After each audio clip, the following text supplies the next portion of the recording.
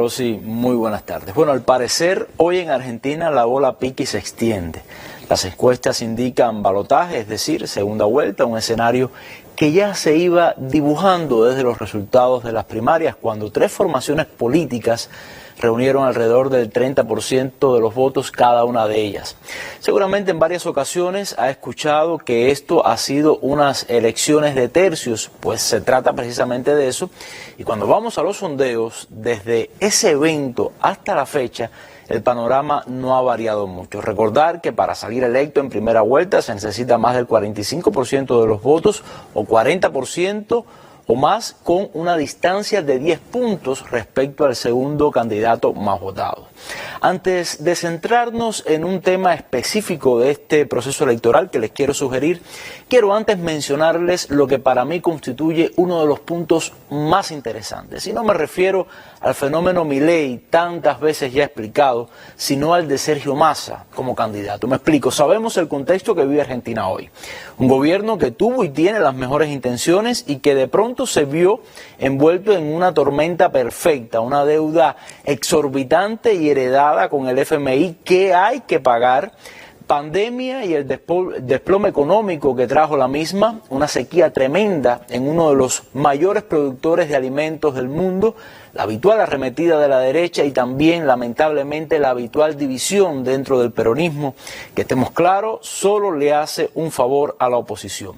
Que Massa, siendo el candidato oficialista, siendo el ministro de Economía en tiempos de crisis e inflación, se haya mantenido en el juego, creciendo incluso en las encuestas y con amplias posibilidades de pasar a segunda vuelta e incluso ganar la presidencia, es una variable que no podemos obviar en ningún análisis a futuro. Entonces, entrando en el tema que les propongo, ¿qué escenarios podrían presentarse en esa hipotética y muy posible segunda vuelta que, según estos sondeos, podría ser entre Milei y Massa? Lo primero es que, de ser estos los dos candidatos, se empujaría más a la polarización, porque de las tres fuerzas con posibilidades, estas dos son las que más se encuentran a los extremos. Es muy probable que Milei modere su extremismo e intente verse más presidenciable frente al electorado de esa derecha tradicional. De hecho, ya le ha hecho guiños a ese sector. Recuerden cuando propuso algo así como que nombrar a Macri como una especie de representante internacional de Argentina. De eso se trata. Ahora bien, en el caso de Massa, el asunto es un poquito más complejo. Se supone que el temor a Milei sea un factor que movilice y cohesione a la izquierda en el país.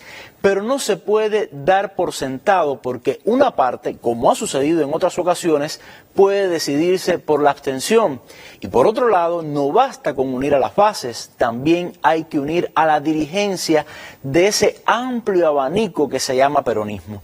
Massa tiene que lograrlo. Y también, ¿por qué no?, ir a la casa de algunos votos del electorado centrista o de una derecha, vamos a decir, más moderada, acudiendo al sentido racional de lo que sería una presidencia de Milei.